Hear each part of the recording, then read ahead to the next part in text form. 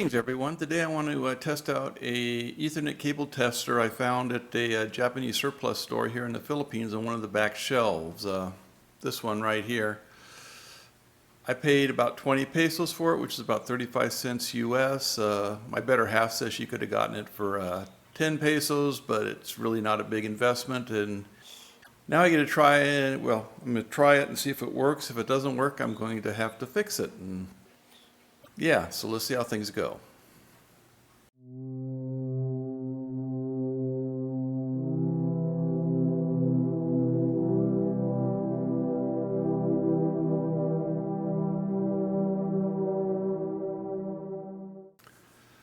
So lately I've been doing some networking around here, making some cables. So I thought it'd be kind of nice to have a cable tester when I saw this. So yeah, I went ahead and got it. I did some looking on Lazada, and these things, yeah, they're not too terribly expensive. I've seen some around $2 US, which is about 120 pesos on up to a couple thousand pesos, depending on the functionality. I couldn't find this exact one, so I'm also guessing this one's actually a lot older than I'm thinking. Well, it's a lot older, mainly because it's got BNC on it, and networks haven't used BNC for ages. On the front, it's got tin base, which hasn't been used for a long time, tip and ring. These are wiring diagrams for the RJ45 connector. So this, I'm guessing, is about 20 to 25 years old. I'm going to see if I can find the information on the internet, and then we'll go from there. Okay, I did find a model number on this, even if I didn't find a manufacturer.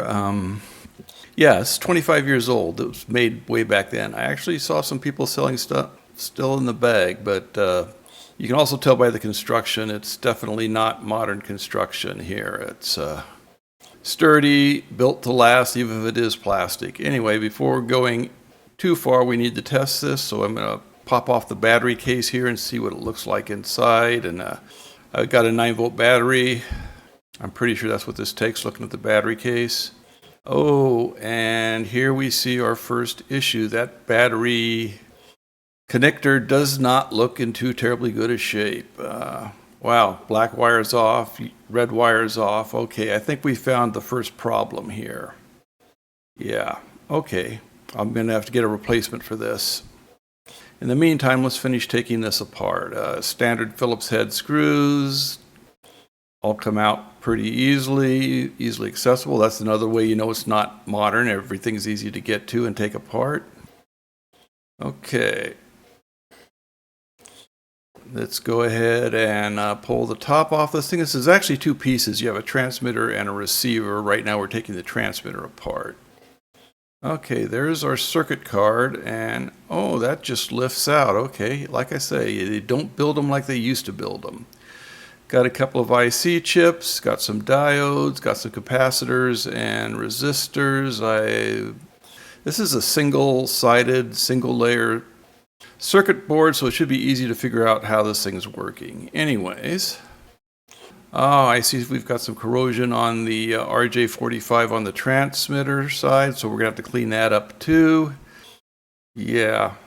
Also, looking at this case, it looks like it's made for a couple of different options, depending on what front plate you put on. Anyway, we'll take the receiver apart next and see what's in there. That's just two screws holding the receiver together. Pop those out, and yeah, same simple type of construction. The receiver looks in much better shape than the transmitter. Again, single layer circuit board, traces are all on the back. It should be pretty easy to figure out what's going on here. Yeah, there we go. Okay. Onward now. I got to get a 9-volt and replace that. Well, I clean the board up first anyways. Okay, I made an online order for a 9-volt battery connector, and while we're waiting, it'll probably be a day or two, I'm going to go ahead and clean this thing up. I get my cleaning supplies together. We'll start with basic alcohol. Depending on how tough the corrosion is, we may have to go with something a little stronger. Nice thing about this older circuit boards and older construction is it's a lot more durable, can take a little more force in the cleaning than on any of the newer boards. So again, we'll douse the thing in alcohol. We'll let it sit for a while. I'm going to use the brush, the sponge, a lot of alcohol. I'm going to work on that RJ45 connector with a dental pick and the brush. I've got some lint-free napkins there, so yeah, I'm going to work on this for maybe about a half hour of this cleanup operation, but it looks like it's doing okay. The circuit board itself and the other components are in pretty good shape. I'm just curious now why it's only the RJ45 and the battery connector. There was no battery in it when we got it, so interesting anyways. Once the cleanup's done, we can go ahead and move on to the soldering once I get the 9-volt connector in. Unfortunately, I haven't done any of this board work in a long time, at least not here in the Philippines, and most of my equipment's in storage back in the US, so I'm making do with whatever I had around. I had this portable vise I'm using to hold the card. This vise is probably older than the card. Anyways, about 5 seconds on each pad with the hot soldering iron. I got the old wires off and then got the solder sucker in there to remove any excess solder. I pushed the wires through the 2 holes in the board. This is a strain relief sort of thing, so you don't put strain on the solder connections when changing the battery. So the 2 wires go through the board, then they connect to their pads. And like I say, I'm also using rosin core. I'm also using rosin core solder, so I don't really need to worry about flux. Flux is in the solder, so we'll go ahead and just tend the tip a little, and then a quick touch, a quick bit of solder, and the connectors are set in place, and everything's been cleaned up. So now I think we're going to move on to actual testing once we get this connector on board. Yeah. Okay, yeah, that was it. Like I say, clean up about half an hour and about a minute or 2 to solder things up. So yeah, ready for testing. So just to set expectations for testing, again, this is basically a continuity checker. I look at the IC chips, I look at how they were hooked up. We basically have a adder divider hooked up to Schmidt triggers. The Schmidt trigger is set up as an oscillator. So basically what happens is this clicks through the various settings on the divider, and it tests each. The oscillator is a square wave. It clicks the divider. It opens one pair, which it tests by closing the circuit, and the light should come on, and then it closes that circuit. On the next click, it opens the next circuit, and there's not really clicks. This is all electrical.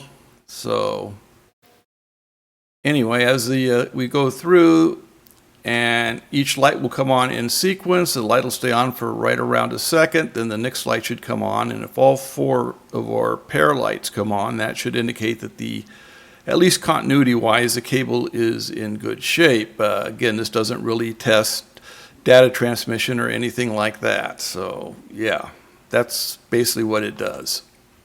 All right, since there didn't appear to be anything really wrong with the receiver, I went ahead and put it back together.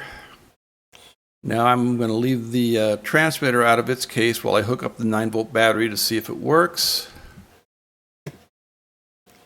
So we'll plug the battery in, and we'll turn the switch on, and the light shows that we're getting power. So far so good. Now I've got this red Ethernet cable. I know this is a good cable. It'll do at least a gigabit. I've used it a couple times before, so we're going to plug it in and see what happens. Okay, as you can see, the lights blink through from 1 pair, 2 pair, 3 pair, 4 pair. This indicates it's a good cable. So that shows the tester's working. Let's go a little further though, and I've got a blue cable here that only does 100 megabits, even though it's a gigabit cable. Let's try it, power it up, and we've only got 3 pairs of continuity, which explains why it only runs at 100 base, because you need all 4 pairs to run at a gigabit. So we've got a bad pair on this cable, at least continuity wise. I got a white cable that's also the same circumstance. It'll run at 100 megabits, but it won't run at a gigabit.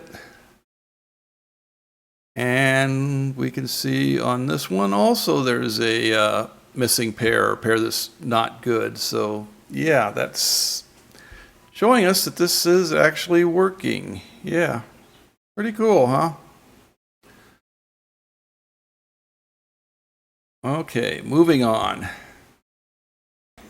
Okay, I tore the receiver back apart to give everything one final inspection before putting it all back together. We can see the chief culprit here was, or a 9-volt connector was corroded. I'd have to guess this happened while the battery was in there. I'm not sure why the RJ45 got corroded, but it would have had power on it actually until the battery went dead. So maybe, I'm not real sure, but I love how easily things are built to take apart and go together with this stuff that's 25 years old. So we just drop the circuit card in, set the battery connector up, put the top on, and just screw it back together. Easy, quick. No muss, no fuss, no special tools. Yeah, you gotta love this old stuff, yeah.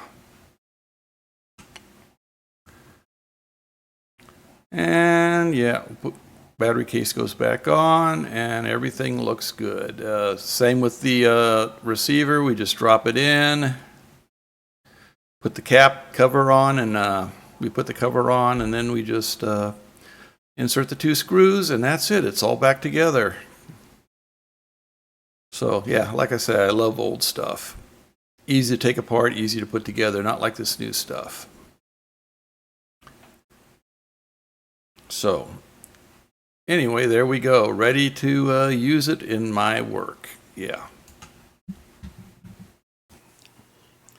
Okay, that was fun. It's actually working now. So yeah, money well spent. So yeah, this does work. I've covered its basic functionality. I mean, it will help with my cable building. It's kind of old, like I said, 25 years old. It's again, as I said, it just basically does a continuity test, so there's nothing really fancy about it, but it was just kind of nice getting in a whole piece of hardware. I mean, 25 years, this thing's probably an antique.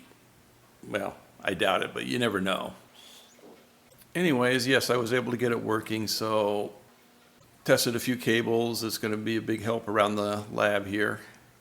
The office lab, whatever we want to call it. Next video, I'm going to go ahead and jump back over. I was doing some work on a console gaming PC, but I'd had a couple of videos I wanted to get out before finishing that one up. I did the hardware one for that a while back, and now I'm thinking my next video is going to be the software release for this gaming PC project. So look for that coming. And in the meantime, if you enjoyed this video, you got anything out of it, please like, please subscribe, ring the notification bell, leave comments.